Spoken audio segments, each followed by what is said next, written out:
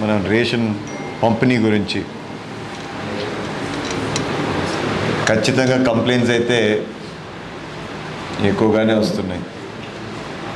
ఇది ఈరోజు కాదు, ప్రతిసారి వస్తాయి. నేను చూస్తూనే ఉన్నాను. దాదాపు 20 ఏళ్ళ నుంచి ఇంటానే ఉన్నాను.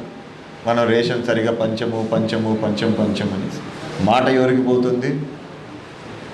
ఖచ్చితంగా నాపైకే వస్తుంది.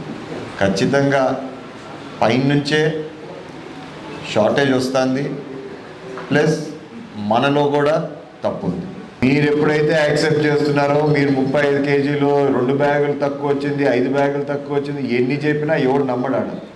ఎందుకంటే మీరు మాకు మొత్తం ముట్టిందని చెప్తున్నారు కాబట్టి ఎవడు నమ్మడు. ఎంతసేపు ఉన్నా నాలాంటోడో లేదా నాయననో లేకపోతే ఇంకోరు వచ్చి మిమ్మల్ని కసురుకునేది. ఎందుకు కసురుకుంటామంటే మాకు పబ్లిక్ నుంచి కంప్లైంట్స్ వస్తాయి. ఎవరైతే మీ దగ్గరికి మాకు తక్కువ వస్తుందని చెప్తున్నారో ఇమీడియట్గా కంప్లైంట్ రేజ్ చేయాల్సిందేదే.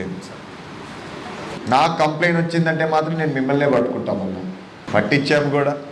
ఇంకా ప్రతిసారి నేను ఒక పోలీస్ ఆఫీసర్ లాగా రోడ్లో అయితే కూర్చోలేదు. నేను బయోమెట్రిక్ వేస్తున్నా, కానీ నాకు వచ్చినది 5 కేజీలు బియ్యమే 2 కేజీలు బియ్యమే అని చెప్పేదానికి ఏమన్నా ఉందా? సో నువ్వు చెప్పేది ఏంటంటే ఇప్పుడు తూకం పైన పెట్టేటప్పుడు 5 కేజీలు వేసి 2 కేజీలు వెయిట్ పెడుతున్నారు. అంటే వాళ్ళకు 20 కేజీలు బదులు వాళ్ళు ఏం చేస్తున్నారంటే సార్, కొద్దిగా ఏదైనా కానీ 1 కేజీ 2 కేజీలు వేరేది అదేలే ఏదో ఒకటి వేరేది పెట్టి చేస్తున్నారు. మళ్ళీ అక్కడ కూడా మీరు కొంచెం మార్చుకోవాలా.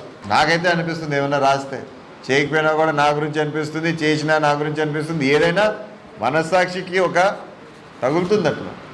మళ్ళీ మీకు తగులుతుందో లేదో నాకు తెలియదు. వే బ్రిడ్జ్ నా సొంత డబ్బులతో అయినా నేను రెడీ చేపిస్తా. మీరు కావాలంటే గవర్నమెంట్ అప్రూవల్ అయినాక కావాలంటే నాకు ఇద్దరు